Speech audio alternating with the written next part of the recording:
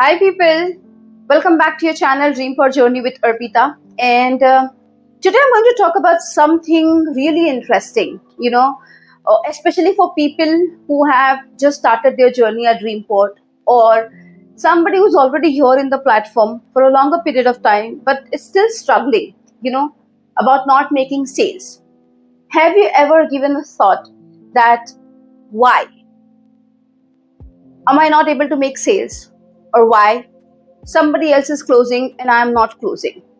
You know, in the almost 3 years plus journey at Dreamport, what one thing that I have realized, not one thing, rather, today I'm going to talk about the three hidden mistakes that usually people make and they deprive themselves of the sales, the potential sale as we speak. And mind you, whatever I'm going to talk to you today, this is basically from my own personal experiences, but just a part of it. Majority of them are from the people who have approached me for some kind of help within the platform.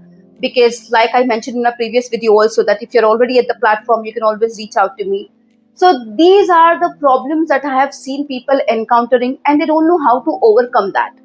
So I thought, let me just, speak about this, and it becomes easy for everybody who's thinking of joining Dreamport, or maybe for that matter, even sales as well. It will really, really help you. Okay. So let's begin. Now, when we talk about the three mistakes, like I said, the three hidden breakthrough where you've already lost your sale. So what are those things? So, you're not losing sales at the end. You actually lose the sale during the conversation, because during the conversation there comes a phase where the conversation is not moving ahead. It is just stuck, and then you don't even know that when and how to move this conversation ahead. So I'm going to talk about that only. So the three small moments during the conversation where you lose out on the sale. The first one is, let's look at the setup. Customer calls you up, you reply, you share the options, you give them all the prices to compare whatever they are seeing in the market or with the competitors or whatever it is, and still you realize that there is no booking whatsoever. The customer has heard you through, but he is not doing a sale with you, he is not closing, or he's not giving his business to you. So now, not because he is not interested, and also not because he wants to compare with the market, but there is something which has broken in the conversation whilst you were speaking to the customer, and that is where you lose the customer. So now, I'm going to talk about those three mistakes which I see, or not the mistakes, I would rather say hidden breakthrough, which can actually help you to make that sale of yours and have a good invoice. So let's look at the first thing. The first setup is basically you lose the control of the conversation. When I say that you have lost the conversation, or you lose the control of the conversation, for a sale to happen, for a business deal to close with you, or for somebody to give you your business, their business, you need to hold the conversation no matter whoever is at the receiving end or whoever is at the calling end or whatever you want to say. For an example, the first scenario, customer says that, I'm not sure which option is better. Now, please understand, when the customer is saying this, that I'm not sure which option is better, he is not saying that he is uninterested, or he doesn't like what you have given to him. But the thing is, this is the phase of confusion where actually he is asking for your guidance indirectly. Now, when I say your guidance indirectly, it means that he does not want to say that I am confused and I want you to help, because nobody wants to show their vulnerability, because they know you are in a business where you can take advantage of that particular statement. So they are telling you indirectly that I don't know, I don't know which one is better. Now, mind you, anybody who's just started, or who is in the starting phase, or somebody who is not doing good in sales, would immediately reply with, oh, okay, you know what, I think option one is better priced, option two is fast, so maybe you can go with any of them. Now here what you have done is, you have asked him again to choose. And right there, you have lost this conversation. Now, if you ask me, Arpita, why do you say so that I have lost this conversation? That's because, first of all, you are again asking somebody to make a decision who is anyway unsure of making that decision in the first place. So, what is happening is you are again throwing the ball in his court and you're asking him to make that difficult decision where he does not even know what to talk about or what to, in fact, take also, like what to choose between both of them. So rather, what would happen is, because again you have asked him to make that decision, he is again now unsure, and that is where the conversation has just died. And then he will say, you know what, okay, let me just think about it and I'll come back to you. Now, what has happened here? You have literally given away this customer, this sale to somebody else, because this customer is going to buy the ticket, maybe not with you, but with somebody else. So rather, what I would say, or what somebody who is really making good at Dreamport would say is, based on your preferences, I feel that option A is far better, because first, you do not want long haul flights, so that is one thing. Second, it's actually fitting in your budget as well. It's just going a little overboard, but I think that's a better decision. Reason being, you are actually saving 6 hours of your time staying at the airport. So if I were you, I would definitely go with option A. Now, see the difference. Instead of ending the conversation right then and there, I took the charge of the conversation back in my hand. I leaded the conversation. So here, I am actually guiding him. I'm not asking him to make that decision. I am guiding him. Result, the deal is closed. Like, you get the sale. This is the first important mistake. Now, if we have to look this into our real time also, let's say you go to some shop and you see the salesman showing you a few options. What do? We tell that salesman immediately that I don't know which one to choose. Everything is similar to me. What does that person does? He will immediately start talking about all the positives of certain product which he wants to sell. That's exactly what you want to do. When the customer is telling you this, talk about the option that you feel is much better, where your interest lies. Start giving that. See, you need to learn about the sales techniques from your day-to-day life. Everybody, each one of us has always gone through somewhere or the other to buy certain things. And that is where sales is something that you learn from anybody and everybody, from living being, non-living being, from thing, from anybody. Like, you learn it from everybody. So this was the first thing. So the lesson here is, you always guide. You do not step back. That is the first thing. Now let's look at the second break point. Price becomes an exit, and which is one of the very, very common thing.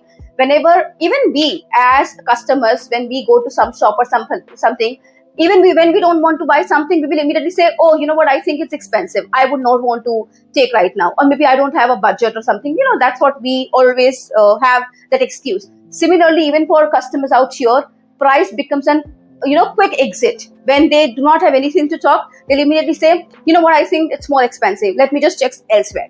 Now, when you say that, when the customer says it, most people think that, maybe price is the issue. What would be their immediate reaction is, oh, okay, maybe you can take your time and let me know. Again, what is it that you did? You again closed the conversation. When customer is saying that price is issue, which means indirectly he's telling you that he liked what you offered, but because it's going little overpriced or little over the budget, he doesn't want to give you the business. Now, let's go back to the real life scenario. What would you do? Like, when you say to a shopkeeper that it's expensive, what does that shopkeeper immediately does? Instead of letting you go, he starts, telling you that maybe, the reason it's priced is because this material is, of X quality. You have this handwork done. He starts showing you the reason why it's pricey. And then maybe some bargain here and there, and you close the deal. That's exactly what you do here.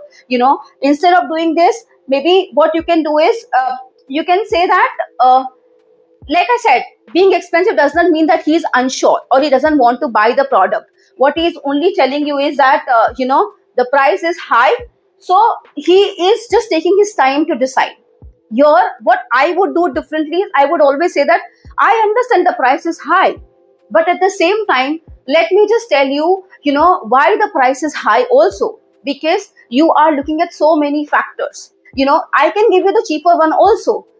Even if there is nothing, just make up. Let them know that I can give you something for your budget itself.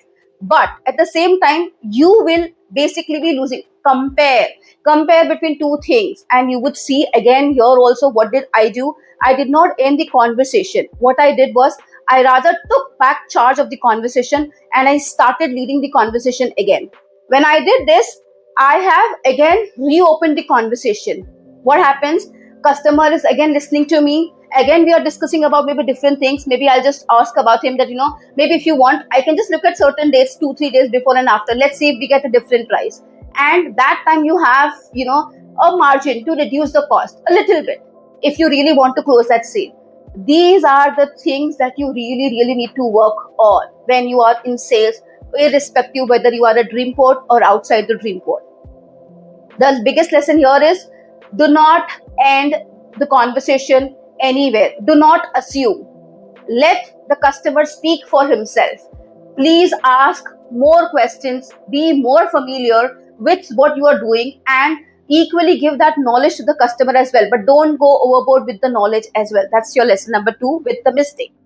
Now let's look at the third one, which is the most frustrating and the most, dying part of any sales is the silent drop off. Now, here everything has gone well. Customer really likes the option. He is not even telling you that the price is high. He is not even telling you that, which option he is confused or whatever XYZ. But he will just say that, what, I just want to speak to my wife and I'll get back to you. I really like the option and I would literally want to close this deal with you. But you have to give me like few hours, couple of hours, and I'll get back to you. This is where now the journey begins of excessive follow-up, getting back to the customer and everything. Because now this customer has ghosted you. Now, when I say ghosted you, which means you may call him n number of times, you may leave him voicemails, you may send him email templates or whatever it is. He is just not responding to you. And this is the most frustrating part of the sales, especially even here at Dreamport, is the customer ghosting you out. So basically, he was really active, he was engaged, and then all of a sudden he's lost. Now, what would happen is, most people, what would they do is they will just send a generic reply, maybe an SMS, maybe an email that, hi, any updates, so and so, so and so. But now let's look at into the real life scenario. When we like certain product, let's say when, any telemarketing calls or anything, we like certain thing. And what is the immediate thing that we do is, we always tell them, oh, I'll get back to you. And then we ghost them out. We don't get back to them because maybe it's not that I am not interested or maybe the customer is not interested. He is interested. Maybe he is just distracted right now. He is comparing with the markets. Maybe he is finding something cheaper. Maybe he is unsure about the dates. The dates have changed. Anything has happened. But at the same time, when we are also doing the same thing and we get a sudden message from that particular provider that, we've got a special offer, what do we do immediately? We immediately pick up the phone, call that salesman, and we say that, okay, let me talk about that product and let's just close the deal. That's exactly what you're going to do. So instead of just sending a generic reply, hi, I would just like to take any update, I would rather, what I would do is I would maybe just send them an email or maybe a message that, hi, I hope you're doing good. I just wanted to take a quick update because I have found something cheaper for the dates that you were trying to travel within your budget. So let me know a convenient time for me to get back to you or for me to call you so that we can talk about it. Now, what is it that I have done here is I have actually opened the conversation again, wherein I have given him a reason to come back to me.